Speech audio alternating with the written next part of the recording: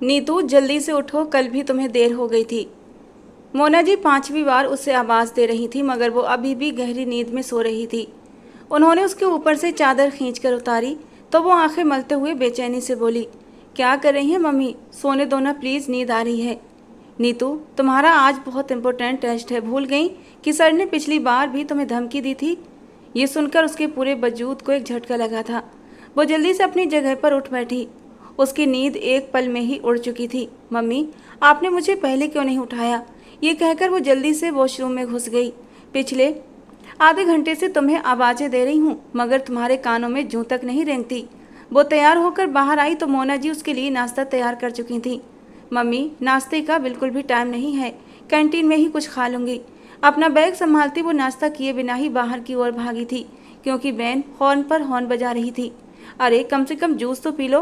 पहले तो ये लड़की नींद में चूर सपनों की दुनिया में खोई रहती है और जब उठती है तो हवा के घोड़े पर सवार हो जाती है। अब खाली पेट जाओगी? मुझे पता है तुम कैंटीन में भी कुछ नहीं खाओगी।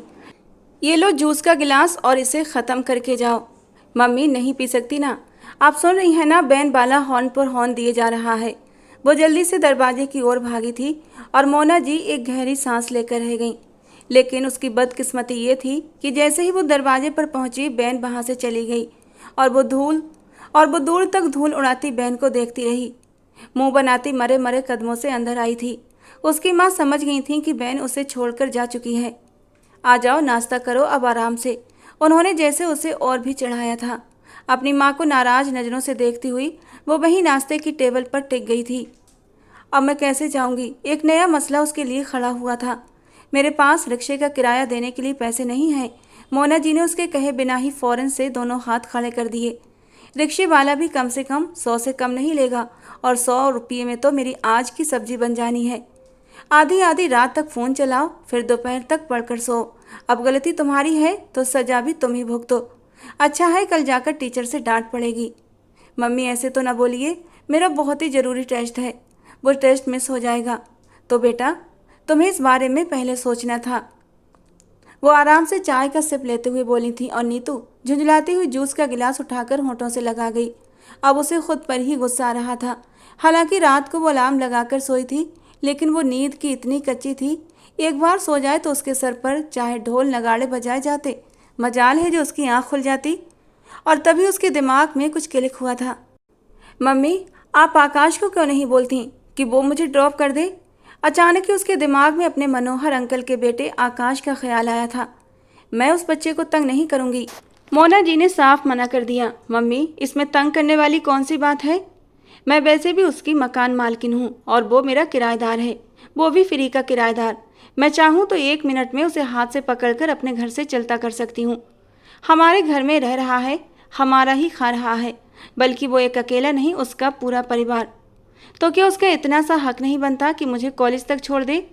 अगर आप नहीं बोलेंगी तो कोई बात नहीं, मैं खुद ही जाकर उससे कह देती हूँ। ये कहकर वो ऊपर वाले पोर्शन की ओर बढ़ गई थी जहाँ उसके पापा के दोस्त मनोहर अंकल की फैमिली रह रही थी।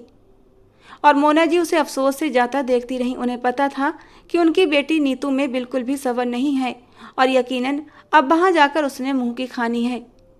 उसकी सुनंदा आंटी उस वक्त किचन में मौजूद थीं और घर वालों के लिए नाश्ता बना रही थीं। वो उनसे नज़र बचाते हुए सुनंदा आंटी की छोटी बेटी रिया, जो कि उसकी बहुत अच्छी दोस्त थी, उसको आंख से इशारा करती उसके भाई के कमरे की ओर बढ़ गई। लेकिन जैसे ही वो कमरे के अंदर दाखिल हुई, सामने का मंजर देखकर उसने जल्दी से अपनी आंखों पर हाथ रख लिया था और आकाश का गुस्से के मारे बुरा हाल हो गया था। उस वक्त वो बिना शर्ट के था और वजूद पर सिर्फ एक टॉवल लपेटा हुआ था। वो नहाकर बाहर निकला था और नीतू तो ठहरी हमेशा की आंधी तूफान। इस वक्त भी वो आंधी तूफान की तरह अंदर कमरे में घुसी चली आई थी और आकाश से टकराते टकराते बची थी। और जब होश कुछ ठिकाने आए और सामने आकाश के नग्न वजूद को देखा तो शर्मिंदगी से उसकी नज़रें झुक गई थीं। ये क्या बदतमीजी है? क्या तुम्हें किसी ने तमीज़ नहीं सिखाई कि जब किसी के कमरे में जाते हैं तो सबसे पहले दरवाज़ा नॉक करते हैं? वो गुस्से के मारे गले के बल दहाड़ा था। सॉरी आकाश, माफ़ कर दो। उसे अपना बना बनाया खेल बर्बाद होता हुआ महसूस हुआ था, इसीलिए जल्दी से माफ़ी मांगने में ही भलाई समझी। हालांकि मन में तो आया कि एक अच्छा सा करारा सा जवाब दे दे कि क्या ज़रूरत थी पूरा दरवाज़ा खोल कर रखने की। दरवाज़ा बंद होता तो मैं नॉक करके आ जाती, लेकिन कह न सकी क्योंकि उसे अपना काम निकालना था और काम निकालने के लिए तो गधे को भी बाप बनाना पड़ता है। अब ये मुंह उठाकर क्यों खड़ी हो? जाओ, दफ़ा हो जाओ यहाँ से। वो बेड पर पड़ी शर्ट जल्दी से पहनते हुए बोला। अपनी इस कदर बेइज्जती पर उसकी आंखों में आंसू भर आए थे। वो क्यों ये बात भूल गई थी कि आकाश एक नंबर का खड़ूस इंसान है जिसका काम सिर्फ और सिर्फ गुस्सा करना है। आकाश के भगाने पर भी वो कमरे से नहीं निकली थी क्योंकि उसे जल्द से जल्द कॉलेज पहुंचना था और एक आकाश ही था जो उसे अब कॉलेज पहुंचा सकता था। आप जल्दी से शर्ट पहन लीजिए, मुझे आपसे एक ज़रूरी बात करनी है। वो ढीठ बनी बहीं की बहीं खड़ी रही। मुझे तुम्हारी कोई भी बात नहीं सुननी, जाओ यहाँ से, दफ़ा हो जाओ, वरना मैं मम्मी को बुलाऊंगा। कितनी बेशर्म और बदतमीज लड़की हो तुम। तुम्हारी आंखों के सामने एक जवान मर्द इस हुलिये में इस हालत में खड़ा है और तुम्हें जरा भी शर्म नहीं आ रही। कोई और लड़की होती तो शर्म से पानी पानी होकर न जाने कब की इस कमरे से जा चुकी होती, लेकिन तुम हो कि। आकाश अपनी पैंट उठाकर अब सीधा ड्रेसिंग रूम की ओर बढ़ गया था और उसकी इतनी डांट सुनकर अब की बार उसकी आंखों में आंसू आ गए थे और उन चमकते हुए आंसुओं को आकाश ने भी देख लिया था, लेकिन उसने इग्नोर कर दिया। वो इस लड़की को ज़्यादा मुंह लगाकर सर पर चढ़ाना नहीं चाहता था क्योंकि उसकी ज़िंदगी का मकसद ये मुंह फट बदतमीज नीतू हरगिज नहीं थी और वो नीतू पर अपना समय बर्बाद करना नहीं चाहता था। उसे अपने लिए बहुत कुछ करना था, अपनी ज़िंदगी संवारने के लिए। वो जो ये ऐशो आराम की ज़िंदगी जी रहा था, इस ऐशो आराम को हमेशा हमेशा के लिए अपने नाम करना था। आखिर कब तक वो दूसरे के पैसे पर ऐश कर सकता था? ये सब कुछ नीतू का था, बिजनेस, प्रॉपर्टी और ये खूबसूरत सिंघानिया हाउस। आज नहीं तो कल सब कुछ नीतू के नाम हो जाना था। उसके बाद आकाश बिल्कुल खाली हाथ रह जाता। इससे पहले ही आकाश ने अपने लिए बहुत कुछ सोच रखा था जिससे नीतू एकदम अनजान थी। आकाश के दिमाग में बहुत कुछ चल रहा था। वो अंदर जाकर ड्रेसिंग रूम का दरवाज़ा तेज़ी से अंदर से बंद कर चुका था, जिसका साफ मतलब था कि नीतू उसके कमरे से चली जाए। वो फ़ौरन से उसके कमरे से बाहर निकली और रिया को बात किए बिना ही भागती हुई नीचे चली गई। उसकी सुनंदा आंटी ने उसे देखा तो अपनी बेटी से सवाल करने लगी, ये यहाँ पर कब आई? मम्मी, थोड़ी देर पहले ही आई थी। रिया ने बेजारी से जवाब दिया और दोबारा से नाश्ते की तरफ झुक गई। आकाश भी कमरे से बाहर आया था। उसने नीतू को आसपास तलाश किया मगर वो उसे कहीं भी दिखाई नहीं दी। क्या वो लड़की चली गई? उसने रिया से सवाल किया। आपको क्या लगता है कि आपकी इस कदर बेइज्जती पर कोई यहाँ पर रुकना पसंद करेगा? उसका लहजा काटदार था। आकाश खामोश हो गया, चुपचाप नाश्ते की टेबल पर बैठ गया जहाँ पूरी टेबल नाश्ते से भरी पड़ी थी। ये तो उनका रोज का रूटीन था। घर में हर किसी की पसंद का अलग अलग नाश्ता बनता था, दिल खोलकर पैसा खर्च किया जाता था और जिसका ये पैसा था वो एक एक पैसे के लिए तरसते थे। हे भगवान जी, आपको मुझे इसी घर में पैदा करना था? क्या आपको मेरे लिए कोई और घर नहीं मिला था? इतनी बड़ी दुनिया है, किसी भी घर में पैदा कर देते जहाँ कम से कम कोई तो मेरा ख्याल रखने वाला होता।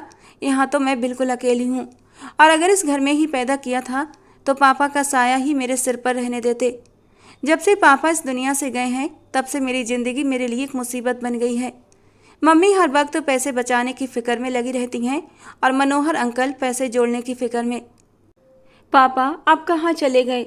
उसके मुंह से एक सिसकी सी निकली थी। उसे अपने पापा आज बहुत याद आ रहे थे। आज से 2 साल पहले उसकी ज़िंदगी में भी खुशियाँ थीं।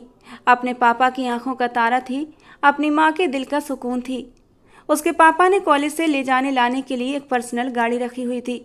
ड्राइवर सुबह कॉलेज छोड़ता और दोपहर को कॉलेज से घर लेकर आता था। दिल खोल कर पैसे खर्च करती थी। तब उसे पैसों के लिए सोचना नहीं पड़ता था क्योंकि पापा सुबह कॉलेज जाने से पहले ही उसकी जेब में ढेर सारे नोट डाल दिया करते थे। हालांकि मोना जी मना भी करती थीं, लड़की जात है, सोच समझकर पैसे दिया करें, कहीं राह से भटक गई तो नाक कट जाएगी। और नीतू मुंह बनाकर अपने पापा को शिकायती नज़रों से देखती थी। पापा देखिए ना, मम्मी मेरे बारे में कितना गलत सोचती हैं। और उसके पापा अपनी बेटी को अपने सीने से लगा लेते। मेरी बेटी मेरा मान है, मेरा गुरूर है और फिर ये सब कुछ इसी का तो है। और जब भगवान ने इतना दिया है तो मेरी बच्ची को खर्च करने से पहले सोचना पड़े, ये मुझे बिल्कुल भी गवारा नहीं। और वो खुशी से चहकते हुए अपने पापा के कंधे पर सर रख देती। और अब तो उसे रिक्शे के लिए 100 रुपये भी नसीब नहीं थे। करीब 2 साल पहले ही उसके पापा दुर्वेश सिंघानिया का देहांत एक रोड एक्सीडेंट में हुआ था। उसके पापा एक बहुत बड़े बिजनेसमैन थे और उनके मरने के बाद में उनके सारे बिजनेस पर उनके बिजनेस पार्टनर और उनके दोस्त मनोहर मेहरा ने कब्जा कर लिया था। यहाँ तक कि अपना सब कुछ बेच बाच कर सिंघानिया हाउस में ही पड़ाव डाल लिया था, जहाँ नीतू और उसकी माँ मोना जी ग्राउंड फ्लोर पर रहते थे, जबकि मनोहर मेहरा अपनी फैमिली के साथ फर्स्ट फ्लोर पर डेरा डाल चुके थे। उनके 3 बच्चे थे। बड़ी बेटी अनीता, जिसकी वो शादी कर चुके थे, उससे छोटा आकाश था और आकाश से छोटी रिया थी।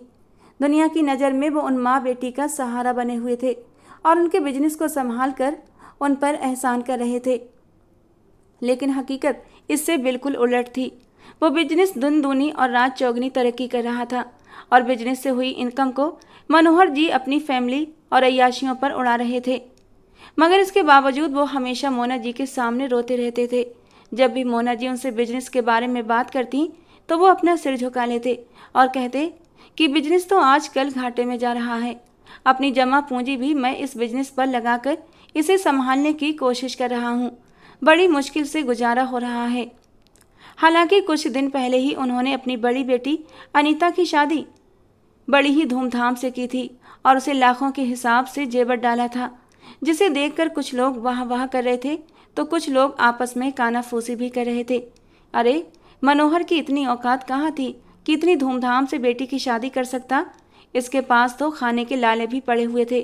वो तो दुर्वेश के सामने रोया और गिड़गिड़ाया था, तो दुर्वेश को इस पर तरस आ गया था। आखिर को दुर्वेश के बचपन का दोस्त जो था बस अपनी कंपनी में रख लिया और देखो दुर्वेश के जाते ही पूरे बिजनेस पर कुंडली मारकर बैठा है।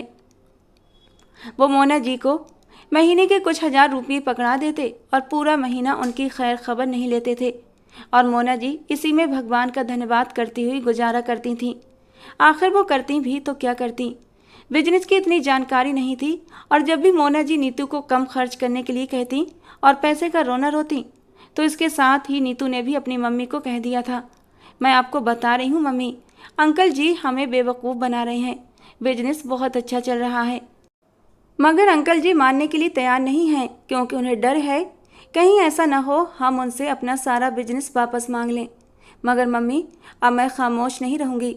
मैं तो कुछ दिन पहले ऑफिस भी गई थी और वहाँ मैनेजर अंकल मुझे देखते ही खुश हो गए थे, मेरे पास आए थे, मुझे कुछ बताने वाले भी थे, लेकिन तब तक वो आकाश का बच्चा वहाँ पर आ पहुँचा और मुझे डांट कर घर भगा दिया। 1 नंबर के लालची लोग। उसकी बात सुनकर मोना जी ने उसका बाजू गुस्से से दबोचा और डांटते हुए कहा, खामोश हो जाओ नीतू, अगर किसी ने सुन लिया तो फसाद खड़ा हो जाएगा। मम्मी, मैं तो यही चाहती हूँ कि सब सुन ले और सब लोगों को ये पता चल जाए कि हमें हमारा हक नहीं मिल रहा है। अच्छा तुम यहाँ से जाओ। उन्होंने उसे डांट कर वहाँ से भगा दिया। नीतू वहाँ से घर तो वापस आ गई थी, मगर इसके बावजूद उसका बस नहीं चल रहा था कि वो हर चीज़ में आग लगा दे। उसका दिल जल रहा था। उसका बस नहीं चल रहा था वो हर चीज़ को तहस नहस कर दे। उसके पापा के कारोबार से ये इंसान मनोहर मेहरा इतना ज़्यादा पैसा कमा रहा था, मगर इसके बावजूद वो लोग पाई पाई के लिए तरस रहे थे। दूसरी तरफ उसके बच्चे जो उसे एक आँख भी नहीं भाते थे। उसकी रिया के अलावा और किसी के साथ नहीं बनती थी और ना ही वो मनोहर अंकल के बच्चों के साथ उठती बैठती थी। आकाश को देखकर ही उसका दिमाग गुस्से से घूम जाता था क्योंकि वो 1 नंबर का बदतमीज और अय्याश मर्द था। वो बहुत ही कम उससे आमने सामने होती थी और आज जो कुछ आकाश ने उसके साथ किया था उसके बाद तो उससे बुरी तरह से नफरत करने लगी थी। अतीत में डूबे हुए उसे काफ़ी देर हो चुकी थी। अब तो कॉलेज जाने का वक्त भी निकल चुका था। अफसोस से कपड़े बदलकर बाहर आई जहां उसकी माँ मशीन लगाए कपड़े धो रही थी। उसने अफसोस से अपनी माँ को देखा। एक वक्त था जब घर में नौकरों की फौज जमा रहती थी और उसकी माँ को 1 गिलास पानी भी खुद उठकर नहीं पीना पड़ता था। और अब उसकी माँ सारा काम खुद से क्या करती थी ताकि 4 पैसे बच सकें। वो दुख से अपनी माँ की ओर बढ़ी थी और उनके कपड़े धुलवाने में उनकी हेल्प करने लगी। नीतू जी ने प्यार से अपनी बेटी को देखा जो इन 2 सालों में बहुत ज़्यादा समझदार हो गई थी। शाम का वक्त था। वो अपने घर के लॉन में बैठी हुई थी जब उसे अपने नाम की पुकार सुनाई दी। उसने पलटकर देखा तो वहाँ पर आकाश खड़ा था, जिसे देखकर नीतू के चेहरे पर कड़वाहट उतर आई थी। कैसी हो नीतू? उसने धीमे लहजे में सवाल किया। मुझे आपसे कोई भी बात नहीं करनी आकाश। उसने अपनी गर्दन फैल ली। आकाश ने बड़ी मुश्किल से अपने गुस्से पर काबू रखा था। उसे इस तरह से लोगों को मनाने की आदत भी नहीं थी। न जाने वो क्यों इस लड़की से बात करने के लिए उसके पास चला आया था। मगर मुझे तुमसे बात करनी है नीतू। उस दिन मुझे तुम्हारे साथ इतना बुरा बर्ताव नहीं करना चाहिए था, मगर मुझे तुम्हारा बिना दस्तक दिए मेरे कमरे में आना अच्छा नहीं लगा था और इसीलिए मैंने आपको डांटा था। अगर मेरी जगह कोई और होता तो वो भी तुम्हें ज़रूर डांटता। डांटने और जलील करने में ज़मीन आसमान का फ़र्क होता है मिस्टर आकाश मेहरा। डांटा इंसान को इसलिए जाता है ताकि वो अपनी गलती को समझे और दोबारा वो गलती न करे, जबकि जलील और बेइज्जत इसलिए किया जाता है ताकि उसे उसकी औकात बता दी जाए। और आप हमेशा मेरे साथ ज़्यादती करते हैं, मुझे बेइज्जत करते हैं। एक बार फिर से उसकी आंखों में आंसू चमकने लगे थे। खैर, मुझे अब किसी से भी कोई शिकवा शिकायत नहीं है, क्योंकि मैंने अपना सारा मामला अपने भगवान के हवाले कर दिया है। ये कहकर वो उठी और गुस्से से अपने कमरे में चली गई। आकाश उस वक्त उसकी पीठ को जाता देखता रहा जब तक कि वो उसकी नज़रों से ओझल ना हो गई। उसने बेतहाशा अपने बालों में हाथ फेरा। आखिर ये लड़की चाहती क्या है? मरे जैसे मरती है। मैं ही बेवकूफ़ था जिसकी हमदर्दी में इसके पास चला आया था, लेकिन ये हमदर्दी भी बेवजह नहीं थी। जो कुछ उसने अपने फ्यूचर के लिए सोच रखा था उसके लिए वो नीतू को नाराज़ नहीं कर सकता था, और बहुत जल्दी ही वो एक बहुत बड़ा कदम भी उठाने वाला था। शाम का वक्त था। सब लोग डाइनिंग टेबल पर जमा थे जब आकाश ने अचानक कहा कि मैं नीतू से शादी करना चाहता हूँ। ये शब्द नहीं थे बल्कि बम था जो उसकी माँ के सिर पर आकर गिरा था। सुनंदा जी ने बेचैनी से अपने बेटे के चेहरे को देखा। ये तुम क्या कह रहे हो? तुम्हें शादी करने के लिए वो बदतमीज और मुंहफट लड़की ही मिली है जिसे न बात करने की तमीज है और न उठने बैठने का तरीका। मम्मी, इसमें कौन सी कोई गलत बात है? मैं उसे पसंद करता हूँ और उससे शादी करना चाहता हूँ। क्या पूरी दुनिया में तुम्हें वही लड़की मिली थी? मम्मी, उसमें आखिर कमी क्या है जो मैं उससे शादी न करूँ? उसने बहस करते हुए कहा। इतना तो वो भी जानता था कि इस बात पर सब घर वाले उसके खिलाफ हो जाएंगे, इसीलिए उसने अपने आप को दिमागी तौर पर इस तरह के सवालों के लिए तैयार कर रखा था। वो लड़की इस काबिल ही नहीं कि वो इतने बड़े घर की बहू बने। उन्होंने मुंह बनाते हुए कहा था, मम्मी, आप लोग ये बात भूल रहे हैं कि जिस दौलत पर आप लोग अय्याशी कर रहे हैं वो उसी के पापा की है, और अगर किसी दिन वो हमारे खिलाफ केस करने में कामयाब हो गई तो हमारे पास कुछ भी नहीं बचेगा। अब की बार वो सीधे सीधे मुद्दे की बात पर आया था। मनोहर साहब ने भी बहस में हिस्सा लिया। बेवकूफ़ औरत, तुम क्या समझ रही हो कि हमारा बेटा बाकी उस लड़की से मोहब्बत करता है? ऐसा कुछ भी नहीं है। वो ये शादी सिर्फ और सिर्फ दौलत बचाने के लिए कर रहा है, क्योंकि सब कुछ अभी भी नीतू के नाम पर है, जो कि उसे पता नहीं है। जिस दिन उसे इस बात का एहसास हो गया उस दिन वो सब कुछ वापस छीन लेगी।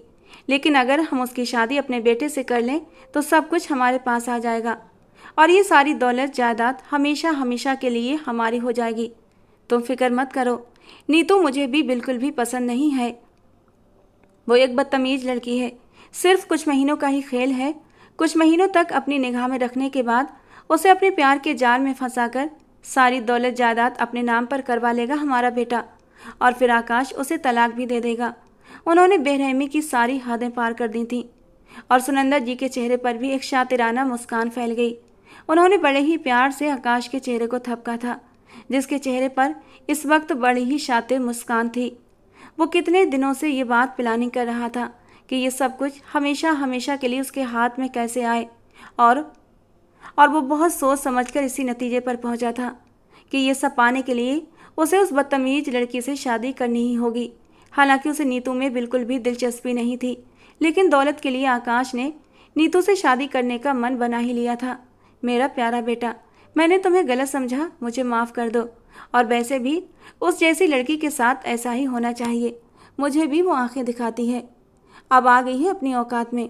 जब देखो दनदनाती चली आती है, पूरा हक जमाते हुए पैसे मांगने। रात का वक्त था। मनोहर साहब अपनी बैठक में बैठे अपना काम कर रहे थे जब दरवाजे पर दस्तक हुई। उन्होंने नजरें उठाकर देखा तो सामने ही नीतू खड़ी थी। नीतू छोटे छोटे कदमों से कमरे के अंदर दाखिल हुई। अंकल जी, मुझे आपसे बात करनी है, उसने बेचैनी से अपने हाथों को मसलते हुए कहा। वो बहुत ज़्यादा कंफ्यूज लग रही थी। हालांकि इसमें कंफ्यूज होने वाली कोई बात नहीं थी। हाँ बोलो बेटा, वहाँ क्यों खड़ी हो? यहाँ आकर बैठो और मुझे बताओ कि क्या मसला है। मैं अपनी बेटी की किस तरह से मदद कर सकता हूँ। उनके लहजे में इस वक्त हद से ज़्यादा प्यार भरा हुआ था और नीतू ये महसूस करके हैरान रह गई थी, क्योंकि जब से उसके पापा की मौत हुई थी तब से मनोहर जी ने उससे सीधे मुंह बात नहीं की थी। तो आज उनके रंग ढंग पूरी तरह से बदले हुए थे। वो हैरान और परेशान से उनके सामने वाली कुर्सी पर बैठ गई थी। अब मुझे बताओ कि क्या मसला है मेरी बेटी को?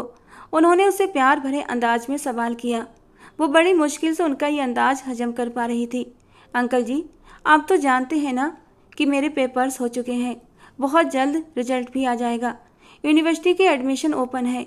मैं यूनिवर्सिटी में दाखिला लेना चाहती हूँ, MBA करना चाहती हूँ और फिर पढ़ लिख कर बिजनेस में आपका हाथ बटाना चाहती हूँ। नीतू की इस बात पर मनोहर जी के कान खड़े हुए थे, लेकिन फिलहाल उन्होंने खुद को शांत रखा।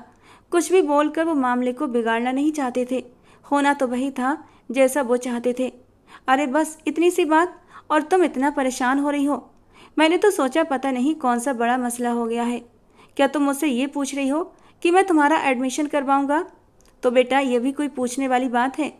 बस कल ही मैं आकाश को कहता हूँ कि वो किसी अच्छी सी यूनिवर्सिटी में तुम्हारा दाखिला करवा दे। सच अंकल जी, आपको कोई ऐतराज़ नहीं है? वो खुशी के मारे चीख पड़ी थी। उसी वक्त आकाश भी कमरे में दाखिल हुआ था। अरे आज तो बड़े बड़े लोग आए हैं। और सुनाओ नीतू, कैसी हो? तुम्हारे आने से तो घर में एक रौनक सी लग जाती है। उसका अंदाज भी आज बदला बदला सा था। नीतू ने उसे अहमियत नहीं दी और उसके पहलू से होती हुई बाहर निकल गई। आकाश ने गुस्से से अपनी मुट्ठियां भींच ली। मनोहर जी ने उसे आंखों ही आंखों में शांत रहने का इशारा कर दिया। अभी इस हिरनी को हमें किसी भी तरह से अपने काबू में करना है। हमें इसके नखरे भी बर्दाश्त करने होंगे और इसकी सारी बातें भी माननी होंगी। बस जैसे ही सारे कागजात तैयार होते हैं मैं मोना भाभी से रिश्ते की बात करूंगा। तुम बस दुआ करो कि जल्द से जल्द कागजात बन जाएं। वो दिन उसके लिए बहुत खुशगवार था। वो यूनिवर्सिटी जाने के लिए तैयार हो रही थी। एक नज़र उसने खुद को आईने में देखा। आंखों में गहरा काजल और होंठों पर हल्की गुलाबी रंग की लिपस्टिक, और उस सादगी में भी वो हुस्न ढा रही थी। मोना जी ने अपनी बेटी को देखा तो बेसाख्ता उसकी नज़र उतारी और उसके साथ ही उसे डांटने भी लगी। क्या ज़रूरत है इतनी तैयारी करके यूनिवर्सिटी जाने की? सादगी में एक अलग ही कशिश होती है। मम्मी क्या हो गया है आपको? ये कोई छोटा मोटा कॉलेज नहीं है, शहर की सबसे बड़ी यूनिवर्सिटी है और इतना तैयार होकर जाना तो बनता ही है। उसने फ़ौरन से मुंह बुरा किया था। तुम्हें आकाश छोड़ने के लिए जा रहा है ना, या फिर अकेली जाओगी? मैं उस इंसान की शक्ल भी देखना नहीं चाहती। उसके साथ जाना तो बहुत दूर की बात है। बुरी बात बेटा, तुम्हारे मनोहर अंकल का बेटा है। कुछ भी कहो, उन लोगों ने साथ न दिया होता तो पता नहीं हम दोनों का क्या हुआ होता। हमारा तो अपना कोई सगा रिश्तेदार भी नहीं है। और आकाश में क्या बुराई है? बहुत ही अच्छा और सुलझा हुआ लड़का है और बहुत जल्द तुम्हारा पति भी बनने वाला है। और मोना जी के खुलासे पर नीतू को ऐसा लगा जैसे उसके सर पर आसमान गिरा हो। ये आप क्या कह रही हैं? उसने हैरत से अपनी माँ से सवाल किया। ठीक ही तो कह रही हूँ। कल ही मनोहर भाई साहब ने मुझसे इस बारे में बात की थी। रात के वक्त तुम गुस्से में थी, इसीलिए मैंने तुम्हें छेड़ना ठीक नहीं समझा। सोचा था कि दिन के वक्त तुमसे बात करूँगी। मम्मी आप इस रिश्ते से इनकार कर दें। उसने 1 मिनट के अंदर अंदर फैसला कर लिया था। तुम पागल तो नहीं हो गई हो? आकाश से अच्छा इंसान तुम्हें कभी और कहीं नहीं मिल सकता। जब मुझे वो पसंद ही नहीं तो मुझे कोई फ़र्क नहीं पड़ता कि वो अच्छा है या बुरा। मैं आपको बता रही हूँ कि बस आप इस रिश्ते से मना कर दें। वो जिद्दी अंदाज में बोली और उसका ये अंदाज देखकर मोना जी को भी गुस्सा आया था। मैं ऐसा कुछ भी नहीं करने वाली। मैंने तुम्हारे अंकल जी को हाँ कर दी है। बस 1 महीने के बाद तुम लोगों की मंगनी होगी और फिर ठीक 5 महीनों के बाद तुम्हारी शादी हो जाएगी। तब तक आकाश भी अपना कोई छोटा मोटा कारोबार सेट कर लेगा। ये सुनकर उसके लबों पर एक कड़वी सी मुस्कान फैल गई थी। वो अपना कारोबार सेट नहीं करेगा मम्मी, बल्कि हमारे कारोबार को आगे बढ़ाएगा और बदले में हमें हर महीने चंद हजार रुपये दे दिया करेगा। तुम इन लोगों से इस कदर बदगुमान मत रहा करो। मोना जी ने उसे नसीहत दी। ये बदगुमानी नहीं है मम्मी, मैं उनकी नेचर से भली भांति परिचित हो गई हूँ। वो गुस्से से कहती हुई घर से बाहर निकल गई। आज भी उसने नाश्ता नहीं किया था। सर में भी तेज दर्द हो रहा था। जाते हुए भी वो आकाश को ही सोच रही थी। बदतमीज, अकड़ू, मुंह न तोड़ दूं जो मुझसे शादी के सपने देखे तो। जब गली के कोने में पहुंची तो वहां कोई भी रिक्शा वाला मौजूद नहीं था। गर्मी भी बहुत ज़्यादा थी। उसे लग रहा था कि किस्मत वाकई में उसके साथ बहुत बड़ा मजाक कर रही है कि तभी अचानक एक काले रंग की गाड़ी उसके करीब आकर रुकी। वो बहुत बुरी तरह से बौखला गई थी। तेजी से पीछे की तरफ जाकर खड़ी हो गई। ये क्या बदतमीजी है, उसने बौखलाते हुए सवाल किया। गाड़ी में बैठा हुआ रियांश राजपूत एक लम्हे के लिए मुस्कुरा दिया। आंखों की चमक एक पल में डबल हुई थी। मुस्कान और भी गहरी हुई और गहराई से मुस्कुराते हुए उसके दाएं गाल पर एक खूबसूरत सा डिंपल पड़ा था जो उसे और भी खूबसूरत बना गया। ये वही लड़की थी जिसे वो पिछले कई दिनों से तलाश कर रहा था। सॉरी मैडम, अगर आपको ये गुस्ताखी बुरी लगी हो तो वादा करते हैं दोबारा इस तरह की हरकत नहीं करेंगे। उसने फौरन से अपने सीने पर हाथ रखते हुए माफ़ी मांग ली। तुम बदतमीज इंसान, तुम यहाँ पर क्या कर रहे हो? अगले ही पल वो उसे पहचान चुकी थी। बस आपकी कशिश हमें यहाँ तक खींच लाई है। वो गहरी होती मुस्कान को अपने होठों में दबाकर बोला था। अपनी बकवास बंद करो और यहाँ से दफ़ा हो जाओ। ये कहकर नीतू ने आगे की ओर कदम बढ़ाए थे, लेकिन रियांश की अगली बात ने उसके कदम वहीं रोक दिए थे। देखिए, अगर मैं आपसे नरमी से बात कर रहा हूँ तो इसका ये मतलब नहीं कि आप मेरे सिर पर चढ़कर नाचना शुरू कर दें। तो मैंने आपसे कब कहा कि आप मुझसे तमीज़ से या बदतमीजी से बात करें? जब मेरा और आपका कोई लेना देना ही नहीं तो क्यों बेकार में आप मेरा टाइम बर्बाद कर रहे हैं? और एक बात मैं आपको बता दूं, मैं एक बहुत ही बदतमीज लड़की हूं और मुझे बात करने की बिल्कुल भी तमीज़ नहीं है। इसीलिए मुझसे दूर रहो और मुझसे बात करने से परहेज करो। उसने अपने दोनों हाथ उसके सामने जोड़ दिए थे। वो पहले ही बहुत ज़्यादा गुस्से में थी और अभी इंसान आकर उसका दिमाग बुरी तरह ख़राब करने पर लगा हुआ था। अगर आप कहें तो मैं आपको लिफ्ट दे सकता हूँ। अभी तो आपको यहाँ कोई टैक्सी नहीं मिलेगी और गर्मी भी बहुत ज़्यादा है। रियांश उसकी सारी बातों को नज़रअंदाज करता हुआ उसे लिफ्ट की ऑफ़र दे गया। आपके इस मशवरे का और आपके एहसान का बहुत बहुत धन्यवाद, मगर मुझे लिफ्ट नहीं चाहिए। ये कहकर वो एक बार फिर से चलने लगी थी। वो भी अपनी गाड़ी उसके साथ साथ आगे बढ़ा रहा था। ये क्या बदतमीजी है? मेरा पीछा क्यों कर रहे हो?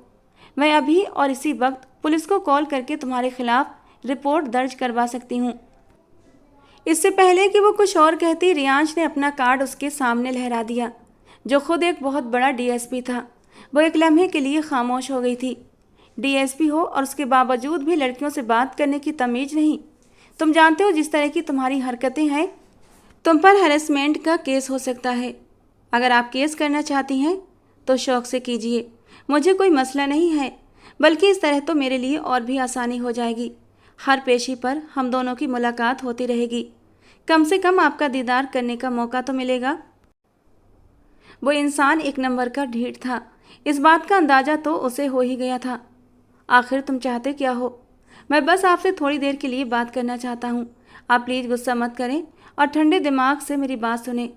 अगर आपको मेरी बात पसंद ना आई तो वादा करता हूँ कि दोबारा आपको कभी भी परेशान नहीं करूँगा। उसने संजीदगी से कहा और उसके साथ ही उसे गाड़ी में बैठने का इशारा कर दिया। न चाहते हुए भी वो गाड़ी का फ्रंट दरवाज़ा खोलकर उसके पहलू में बैठ गई। मुझे बताइए अब क्या मसला है आपका? उसने काटदार लहजे में उससे सवाल किया था। ये लीजिए, पहले पानी पीजिए ताकि आपका गुस्सा ठंडा हो जाए, क्योंकि मैं अंदाज़ा लगा सकता हूँ बाहर इस कदर गर्मी है और इतनी गर्मी में इंसान का गुस्सा आना तो बनता है। वो समझ नहीं पा रही थी कि रियांश जानबूझकर चापलूसी कर रहा है या फिर बाकी उसकी फिक्र कर रहा है। उसने पानी की बोतल पकड़ी और एक ही घूंट में पूरी बोतल खाली कर दी। दरअसल मैंने आपको पहले ही नज़र में देखा। और उससे पहले कि वो अपनी बात पूरी करता, नीतू तेजी से बोल पड़ी। आपने यकीनन मुझे पहले नज़र में देखा होगा और अब आपको मुझसे तूफ़ानी किस्म की मोहब्बत हो गई होगी और आप पहली नज़र की मोहब्बत पर यकीन रखते हैं। इसी वजह से अब मुझसे शादी करना चाहते हैं और अपने पेरेंट्स को मेरे घर रिश्ता लेकर भेजना चाहते हैं। मगर मैं आपको पहले ही बता देना चाहती हूँ कि मुझे आप जैसे इंसान में किसी किस्म की कोई दिलचस्पी नहीं है और ना ही मैं आप लोगों को किसी खातिर में लाती हूँ। ये कहकर उसने दोबारा से गाड़ी का दरवाज़ा खोला और एक झटके से नीचे उतर गई। उसे दूर से एक टैक्सी आती हुई दिखाई दी। उसने हाथ लहराकर उस टैक्सी को रोका और थोड़ी ही देर में वहाँ से चली गई।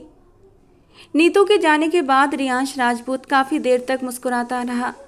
इस लड़की में कुछ तो खास है जिसकी वजह से मेरी नज़रें इसके ऊपर से हटती नहीं हैं।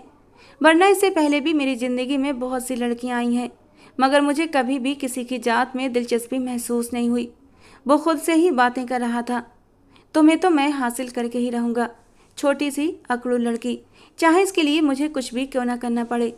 मेरा भी नाम डीएसपी रियांश राजपूत है। जिस चीज़ पर मेरी नज़र पड़ जाए उसे हासिल करके ही दम रहता हूँ, और तुम तो मेरी ज़िंदगी की पहली और आखिरी मोहब्बत हो। ये कहकर उसने गाड़ी दोबारा से रिवर्स की और अपनी हवेली की ओर बढ़ गया। उसके पापा अमेरिका से वापस आ चुके थे और आज इसी वजह से हवेली में बहुत बड़ी पार्टी रखी गई थी। वो इस पार्टी में जाना तो नहीं चाहता था, क्योंकि वहाँ पर जो भी चीज़ें होती थीं वो उसे पसंद नहीं थीं। ना तो उसे औरतों की महफिल का शौक़ था और ना ही उसे सियासत से दिलचस्पी थी। ये बात भी सब जानते थे। उसके पापा एक बहुत बड़े नेता थे। उन्होंने अपने बेटे को भी इसी फील्ड में आने के लिए कहा था, मगर रियांश ने अपने पापा से साफ साफ इनकार कर दिया था।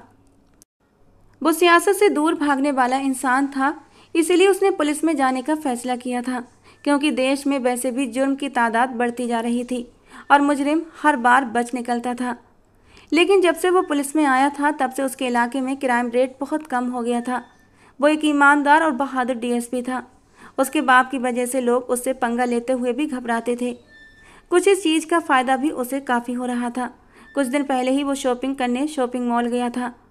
वहाँ पर उसकी नज़र नीतू पर पड़ी थी, जो एक दुकान से बाहर निकल रही थी। उसका मुंह गुस्से से फूला हुआ था, जबकि उसके माथे पर बल पड़े हुए थे। वो उस लड़की को देखकर चौंक गया था।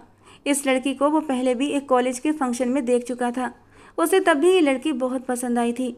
बाद में उसने इस लड़की को ढूंढने की कोशिश की थी, मगर उसे वो ना मिली। पता चला कि वो कॉलेज छोड़कर चली गई है। तब वो भी अपने केस में बहुत ज़्यादा बिजी हो गया था। फिलहाल कुछ समय के लिए उसने उस लड़की को भुला दिया था, और अब दोबारा से जब वो उसके सामने आई तो उस लड़की के लिए अंदर की दीवानगी भी जाग गई थी। रियांश को कुछ दिन पहले की मुलाकात याद आई, जब उसकी मुलाकात नीतू से उस समय हुई जब वो एक दुकान से गुस्से से मुंह फुलाकर बाहर निकली थी। हेलो, गुड मॉर्निंग, कैसी हैं आप? वो उसके पीछे पीछे भागा था और उससे गुड मॉर्निंग किया। नीतू ने जब एक अनजान मर्द की आवाज़ सुनी तो पलट कर देखा। सामने ही एक बहुत ही खूबसूरत और हैंडसम नौजवान खड़ा था, मगर फिलहाल उसे वो दुनिया का सबसे जहरीला इंसान लग रहा था। मैं आपको नहीं जानती, ये कहकर वो एक बार फिर से आगे बढ़ने लगी। मिस, मैं आपको जानता हूँ। क्या आप 2 मिनट के लिए मेरी बात सुन सकती हैं? मुझे आपकी कोई भी बात नहीं सुननी। बेहतर यही होगा कि मेरा पीछा करना छोड़ दें। अगर आप दोबारा मेरे पीछे आए तो मुझसे बुरा कोई नहीं होगा। वो उंगली उठाकर उसे धमकी देती हुई बोली। आप नाराज़ क्यों हो रही हैं? क्योंकि मेरा दिमाग बहुत ख़राब है। पहले ही उस दुकानदार ने मेरा बीपी हाई कर दिया है, ऊपर से तुम मेरे सिर पर सवार हो गए हो। भाई, नहीं है मेरे पास पैसे। उसने ये कहकर फिर से आगे की ओर कदम बढ़ा दिए, जबकि वो हैरानी से अपनी जगह पर खड़ा रह गया। उसने अपने सामने लगे शीशे में एक नज़र खुद को देखा था। मैं उसे किस एंगल से भिखारी लगा? उसने अपने आप से सवाल किया। पास से गुजरती हुई एक लड़की ने उसकी बात सुनी तो खिलखिलाकर हंस पड़ी। उसे इस कदर सदमा पहुंचा कि वो शॉपिंग किए बिना ही घर वापस लौट आया। उसका सबसे करीबी दोस्त भी उसके घर पर ही बैठा हुआ था। क्या मैं तुझे एक भिखारी लगता हूँ? ये सुनकर वो हंसने लगा। इसमें हंसने वाली कौन सी बात है? मैं तुझसे सवाल कर रहा हूँ। मुझे हैरानी उस इंसान पर हो रही है जिसने तुझे भिखारी बोला है। अब ये मत कहना कि तुझे किसी लड़की ने भिखारी बोला है। उसने डायरेक्ट तो नहीं बोला, मगर उसने कहा कि उसके पास पैसे नहीं हैं। उसने मासूमियत से अपना सिर झुकाते हुए कहा। तो सागर एक बार फिर से ऊंची आवाज़ में हंसने लगा। अगर तूने इसी तरह हंसना है तो यहाँ से दफ़ा हो जा। अच्छा, नहीं हंसता, लेकिन ये तो बता, तू एक लड़की के पीछे क्यों जा रहा था? कहीं ऐसा तो नहीं कि तुझे किसी से मोहब्बत हो गई है? अब की बार वो मुस्कुराने लगा। बस समझ ले कि ऐसा ही है, और तुझे तेरी भाभी मिल चुकी है। अब तेरी भाभी मान जाए तो ज़िंदगी सेट हो जाएगी। वो दिन उसके लिए बहुत खुशनुमा था। उसी दिन उसने नीतू के बारे में सारी जानकारी निकलवाई। वो कहाँ रहती है, क्या करती है, किस तरह का फैमिली बैकग्राउंड है, उसने एक एक बात पता करवाई। और फिर अगले ही दिन वो उसके घर के सामने अपनी गाड़ी लिए खड़ा था। जब उसने नीतू को अपने घर से निकलते हुए देखा तो अपनी गाड़ी उसके पीछे दौड़ा दी। उस दिन भी नीतू के माथे पर बल पड़े हुए थे। क्या ये लड़की हर वक्त ही गुस्से में रहती है? रियांश राजपूत बस सोचकर रह गया। नीतू जब भी यूनिवर्सिटी से बाहर निकलती तो रियांश राजपूत अपनी गाड़ी के साथ टिक कर खड़ा होता था। वो उसे ऐसे इग्नोर करती जैसे वो उसे जानती ही ना हो और सीधा अपनी बहन की तरफ बढ़ जाती या कभी कभी अपनी किसी दोस्त की गाड़ी में बैठकर अपने घर चली जाती। एक दिन जब वो पूजा के साथ बाहर निकली तो उसने रियांश को देखकर चिल्लाकर कहा, अरे यार, ये तो डीएसपी रियांश राजपूत है। ये हमारी यूनिवर्सिटी के बाहर क्या कर रहा है? कहीं इसके यहाँ पर कोई गर्लफ्रेंड तो नहीं? जबकि नीतू गुस्से से बड़बड़ाई थी, तो तुम उसकी इतनी फिक्र क्यों कर रही हो? यार, हैंडसम लड़का हाथों से निकल रहा है और तुम कहती हो कि मुझे फिक्र भी ना हो। नीतू का दिल कर रहा था कि वो अपना सर दीवार पर दे मारे। आखिर इस इंसान में ऐसा क्या है जो सभी उस पर मरने को तैयार हैं? तुम नहीं जानती, वो देश के सबसे बड़े नेता का बेटा है, खुद भी डीएसपी है और उसका भाई तो एक बहुत बड़ा बिजनेसमैन है। मैंने सुना है अब उसने भी बिजनेस में दिलचस्पी लेना शुरू कर दिया है। कल ही मैंने इंस्टा पर उसकी पोस्ट देखी थी। उसकी आईडी कौन सी है? नीतू ने यूं ही बेख्याली में सवाल किया तो पूजा ने तुरंत उसकी आईडी खोलकर दिखा दी। नीतू उस आईडी का नाम याद करने लगी। जब वो घर गई तो लैपटॉप खोलते ही सबसे पहले उसने उसी महाशय की आईडी खोली, मगर वो सदा की बदकिस्मत फ्रेंड रिक्वेस्ट पर उसकी उंगली दब गई। उधर जैसे अगला पहले से तैयार बैठा था, उसने रिक्वेस्ट एक्सेप्ट की और साथ ही एक मैसेज भी कर दिया, मुझे स्टॉक करने से बेहतर है मुझसे बात करें, ऐसे हम दोनों को एक दूसरे को जानने का मौका मिलेगा। मुझे आपके बारे में जानने में कोई भी दिलचस्पी नहीं है। उसने गुस्से से मैसेज टाइप किया और उसके साथ ही उसे ब्लॉक भी कर दिया। यार, क्या लड़की है ये? रियांश ने देखा कि अब इंस्टाग्राम यूजर शो हो रहा था। कल तुम्हें यूनिवर्सिटी जाने की ज़रूरत नहीं है, हम तुम्हारी सगाई की एक छोटी सी रस्म करना चाहते हैं। वो सोने की तैयारी कर रही थी, तभी मोना जी कमरे के अंदर दाखिल हुई। मम्मी, मैंने आपको बताया है कि मैं आकाश से शादी नहीं कर सकती। मुझे वो इंसान अच्छा नहीं लगता और वो मेरी इज्जत भी नहीं करता। ये क्या बात हुई भला? और कैसे इज्जत की जाती है? तुम्हें गोद में उठाए उठाए फिरे। कितनी तो इज्जत करता है तुम्हारी और मेरी। और कोई कमी हो तो वो बताओ। बस वो मुझे पसंद नहीं।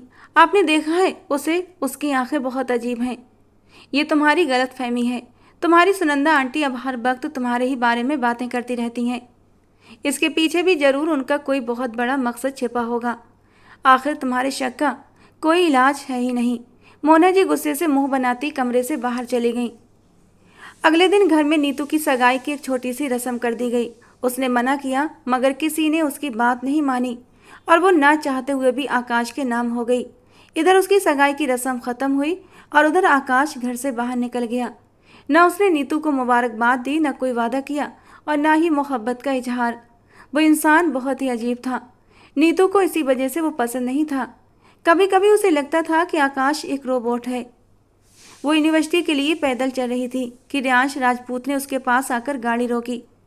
तुम्हारे घर में 3-3 गाड़ियां खड़ी हैं, फिर भी तुम यूनिवर्सिटी पैदल जाती हो। शायद वो उसके घर के हालात से परिचित नहीं था। नीतू बोली, वो गाड़ियां मेरी नहीं बल्कि मेरे अंकल जी की हैं और मुझे वो गाड़ी इस्तेमाल करने की इजाज़त नहीं है।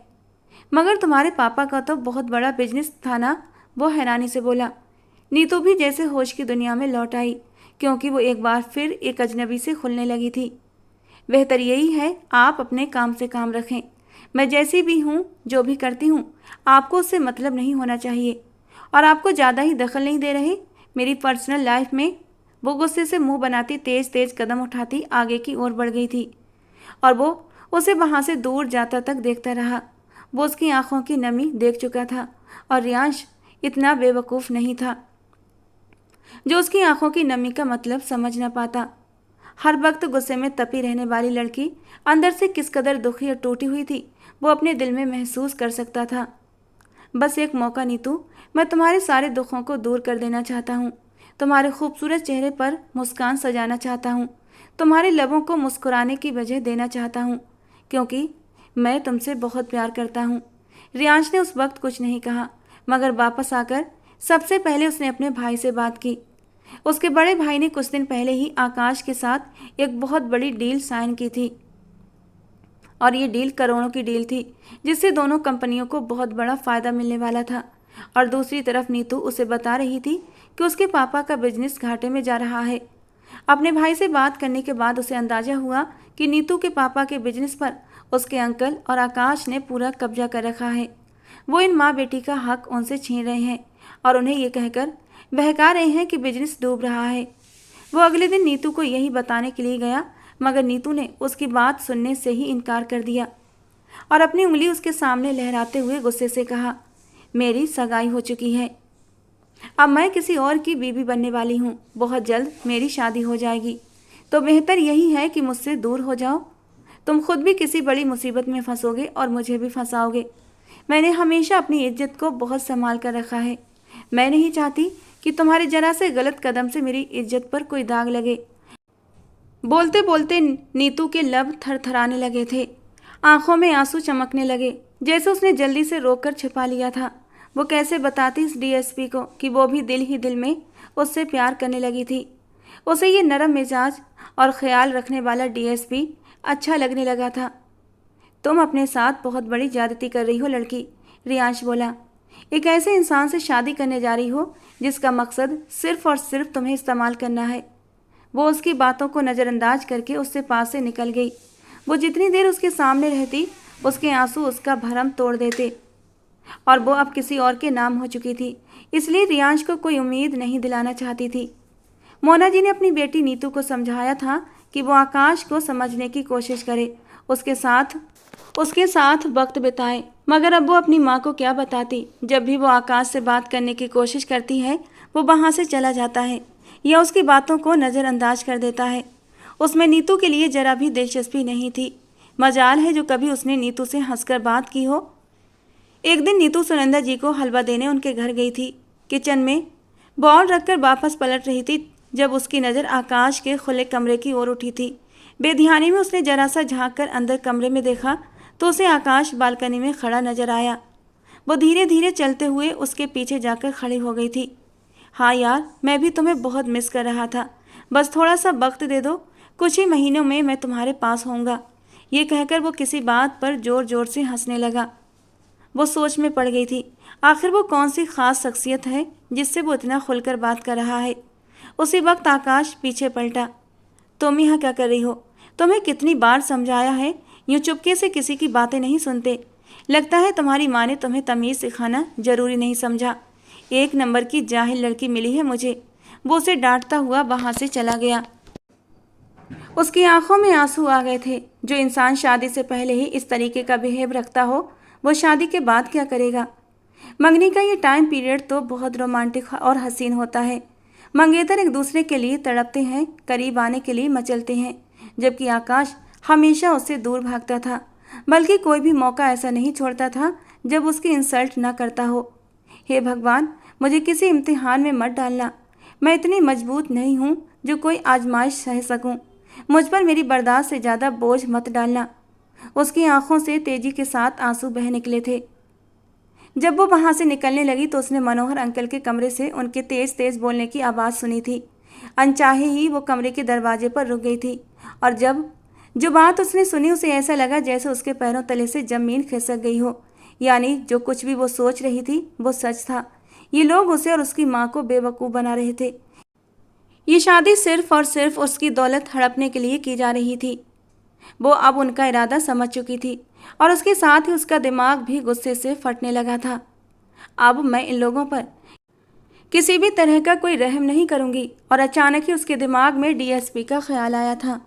एक बार उसने उसे अपना कार्ड दिया था, तब उसने ऊब कर वो कार्ड अपने बैग में डाल लिया था।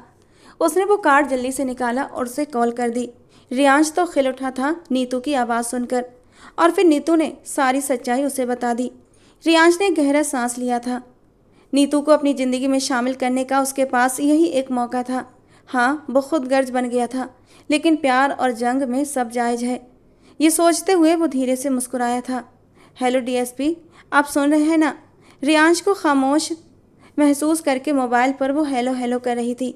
हाँ हाँ, मैं तुम्हारी बात सुन रहा हूँ, लेकिन तुम्हारी बात मैं सिर्फ एक शर्त पर मानूंगा। कैसी शर्त? नीतू का दिल तेजी से धड़का था। वो कोई इतनी बच्ची भी नहीं थी कि उसकी बात का मतलब समझ न पाती। अगले ही पल उसके माथे पर गुस्से के मारे बल पड़े थे। कोई घटिया डिमांड मेरे सामने मत रखना डीएसपी। मैं कोई ऐसी वैसी लड़की नहीं हूँ। हाँ, तुम अपने इस काम के लिए मुझसे जितने चाहे पैसे ले सकते हो। जैसे ही सारी दौलत मेरे पास आ जाएगी, मैं तुम्हें तुम्हारी फीस दे दूंगी। जबकि रियांश एक कहा लगाकर जोर से हंस पड़ा था। और नीतू उसकी हंसी का मतलब समझ नहीं पाई थी। बेवकूफ़ लड़की, पैसे की कमी नहीं है मेरे पास, लेकिन मुझे कुछ और चाहिए। क्या? नीतू का दिल कांपा था। मैं एक शर्त पर तुम्हारी मदद करूंगा, अगर तुम मुझसे वादा करो कि तुम मुझसे शादी करोगी। ये सुनकर वो एक पल के लिए खामोश हो गई थी। वो इंसान उससे शादी की पेशकश कर रहा था, जबकि वो तो कुछ और ही समझ रही थी। उसे लगा कि डीएसपी रियांश उसे इस काम के उसके साथ एक रात बिताने की बात करेगा, लेकिन वो तो उसके साथ इज्जत से अपना नाम जोड़ना चाहता था, उसे अपनी पत्नी बनाना चाहता था। नीतू का दिल एक अनजाने एहसास से धड़क उठा था। लबों पर हल्की सी एक मुस्कान आई थी। मैं इस बारे में सोचकर जवाब दूंगी। मिस नीतू, आपके पास सोचने के लिए सिर्फ 5 सेकंड हैं। इन्हीं 5 सेकंड में आपको हाँ या ना में जवाब देना होगा, और अगर आपने जवाब नहीं दिया तो फिर मैं आपकी खामोशी को आपका जवाब हाँ मान लूँगा। नीतू ने फौरन कुछ कहने के लिए लब खोले थे, लेकिन फिर जानबूझकर खामोश हो गई। होठों का कोना दांतों से कुचलते हुए 5 सेकंड गुजर जाने का वेट करने लगी, और फिर 5 सेकंड गुजर चुके थे और डीएसपी रियांश राजपूत को अपना जवाब भी मिल चुका था। थैंक्स मेरी ज़िंदगी में शामिल होने के लिए। जल्दी ही बारात लेकर आऊँगा और हमेशा हमेशा के लिए तुम्हें अपना बनाकर ले जाऊँगा। रियांश की खुशी और मदहोशी से डूबी भारी आवाज़ नीतू के कानों में गूंजी थी तो उसके गाल दहक उठे थे। दिल पसलियाँ तोड़कर बाहर आने के लिए बेताब था। वो कुछ बोल ही न सकी। खामोशी से फ़ोन काट दिया और अपने दिल पर हाथ रखकर गहरी गहरी सांसें लेने लगी। मोहब्बत का एहसास क्या होता है आज उसने पहली बार महसूस किया था। कुछ ही दिनों बाद नीतू और आकाश की शादी थी। वक्त तेजी से बीतता चला जा रहा था। मोना जी शादी की तैयारियों में बुरी तरह बिजी हो चुकी थीं, जबकि नीतू का दिल अब घबराने लगा था। उस कॉल के बाद रियांश ने दोबारा नीतू को न कॉल की थी और न ही मिलने की कोशिश की थी, और नीतू का दिल अनजाने डर से भरने लगा था। अगर सच में मेरी शादी इस आकाश के साथ हो गई तो मैं क्या करूँगी? रियांश, कहाँ हो तुम? मगर रियांश राजपूत ने अब तक कोई भी कार्यवाही शुरू नहीं की थी, और फिर उसकी शादी का दिन भी आ पहुँचा। उसकी आंखों में आंसू भरे हुए थे। उसने रियांश पर यकीन करके अपनी ज़िंदगी की सबसे बड़ी गलती कर दी थी। इससे पहले कि उनकी शादी शुरू होती, पुलिस हॉल के अंदर दाखिल हुई थी। मनोहर साहब और उनके बेटे आकाश को गिरफ्तार कर लिया गया था। उन दोनों पर धोखाधड़ी करने के जुर्म में एफआईआर दर्ज की गई थी, और ये एफआईआर किसी और ने नहीं बल्कि नीतू ने खुद ही कुछ दिन पहले रियांश के कहने पर दर्ज करवाई थी। उस दिन सबके सामने उसके अंकल जी की असलियत सामने आ चुकी थी कि वो कितना जालिम इंसान था, जो एक अनाथ लड़की और एक विधवा औरत का हक मार रहा था। पुलिस उसे अपने साथ हिरासत में लेकर जा चुकी थी, जबकि रियांश वहीं पर ठहर गया था। पंडित जी भी मौजूद थे, दुल्हन भी मौजूद थी, शादी की सब तैयारियां भी थीं। बस कमी थी तो सिर्फ दूल्हे की। वो बड़े ही सुकून से नीतू के साथ जाकर बैठ गया था। वो मोना जी के कानों में धीरे से सब कुछ पहले ही बता चुका था, और अपने पिताजी को भी अपनी मोहब्बत के बारे में बता चुका था। उसके पापा ने उससे सिर्फ इतना कहा था, तुम्हें जिससे भी शादी करनी है करो, बस मेरी यही ख्वाहिश है कि तुम अपना घर बसा लो। थोड़ी ही देर में उसका और नीतू का विवाह संपन्न हो गया था। कुछ लोग उनकी जोड़ी को सराह रहे थे तो कुछ लोग बातें भी बना रहे थे, मगर अब ना तो नीतू को किसी की परवाह थी और ना ही मोना जी को। वो बड़े हक और मान के साथ नीतू को विदा करके अपने साथ ले गया था, जहां राजपूत फैमिली में उसका एक जोरदार स्वागत हुआ था। सबने उसे हाथों हाथ लिया था।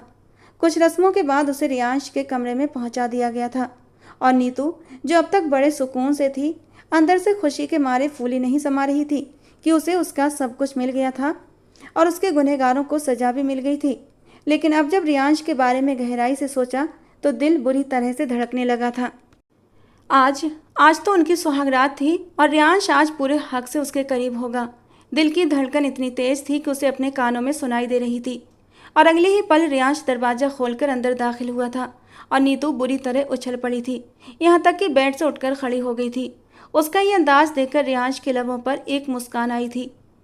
दरवाज़ा अंदर से बंद करता हुआ वो धीरे धीरे चलता उसके करीब आया था, और उसके सजे सवरे मनमोहन रूप को बड़ी गहराई से निहारता हुआ वो बेड के किराउन से टेक लगाकर बैठ गया था, जबकि नीतू बेचैनी से खड़ी अपनी उंगलियां मरोड़ते हुए उसके पास खड़ी थी। अगले ही पल रियांश ने उसका ठंडा बर्फ जैसा हाथ पकड़कर खींचकर अपने बराबर में बिठा लिया था। इतना डरने की क्या ज़रूरत है मेरी जान। कहते कहते वो उसका हाथ अपने हाथों में लेकर उन पर अपने होंठ रख चुका था और नीतू के पूरे शरीर में एक सिहरन सी दौड़ गई थी। नीतू के हाथों की कपकपाहट वो आराम से महसूस कर सकता था। नीतू रिलैक्स यार, इतना क्यों डर रही हो? इंसान हूँ, कोई जानवर नहीं जो तुम्हें खा जाऊंगा। वो उसके चेहरे को अपने हाथों के प्याले में भरते हुए बोला था, जबकि नीतू बेचैनी से बोली, मुझे डर लग रहा है क्योंकि मैंने सुना है शादी की पहली रात दूल्हा दुल्हन को बहुत दर्द। वो बोलते बोलते खामोश हो गई थी और रियांश जोर से हंस पड़ा था। उसके हंसने पर नीतू ने पलकें उठाकर उसे देखा था। अगले ही पल रियांश ने उसे खींचकर अपने सीने पर गिराया था। उसकी नाजुक कमर में अपनी बाहें डालकर उसे अपनी बाहों में समेट लिया था और उसके माथे पर अपने होंठ रख दिए थे। होते होंगे दुनिया में ऐसे लोग भी जो इतने खूबसूरत और नाजुक वजूद को दर्द देते होंगे, लेकिन मैं उनमें से नहीं हूँ। तो मेरे लिए किसी कीमती खजाने से कम नहीं हो और इस कीमती खजाने को मैं पूरी ज़िंदगी सहेज कर अपने दिल से लगा कर रखना चाहता हूँ। मैं जानता हूँ तुम फूलों से भी ज़्यादा नाजुक हो। आई प्रॉमिस तुम्हारी नाजुकी को जरा भी ठेस नहीं पहुँचाऊँगा। उसने उसकी कलाई पर एक नाजुक सा ब्रेसलेट पहना दिया था और उसे बड़े ही प्यार से अपने बराबर तकिए पर लिटाया था। कितने प्यार से वो उस पर अपने प्यार की बारिश कर रहा था। नीतू का सारा डर धीरे धीरे गायब होने लगा था और वो सुकून से रियांश की बाहों में सिमट गई थी। भगवान कुछ लेता है तो उससे कहीं ज़्यादा दे भी देता है। रियांश की सूरत में उसे एक सच्चा चाहने वाला जीवन साथी मिला था और वो भगवान का जितना धन्यवाद करती उतना कम था। रियांश ने नीतू का सारा कारोबार उसके हवाले कर दिया था। नीतू अपनी पढ़ाई के साथ साथ अब बिजनेस भी संभालने लगी थी। रियांश हर कदम पर उसके साथ खड़ा था। साथ ही अपने भाई को भी उसने समझा दिया था कि वो नीतू को बिजनेस समझने में मदद करे। नीतू ने सुनंदर जी पर एक आखिरी एहसान ये किया था कि उसने वो घर उन्हीं के नाम कर दिया था और ख़ुद एक दूसरे घर में आकर शिफ्ट हो गई थी। आकाश और मनोहर साहब को उनके किए की सज़ा भी मिल चुकी थी। वो खुद को चालाक समझ रहे थे और एक लंबी योजना बनाकर बैठे थे, मगर वो भूल बैठे थे कि भगवान कभी किसी के साथ गलत नहीं होने देते। दोस्तों, आज की हमारी कहानी आपको कैसी लगी कमेंट बॉक्स में ज़रूर बताना। पसंद आई हो तो प्लीज़ लाइक करना। रोज़ एक नई और रोमांटिक कहानी सुनने के लिए हमारे चैनल को सब्सक्राइब करना। मिलते हैं दोस्तों अगली किसी नई रोमांटिक कहानी के साथ।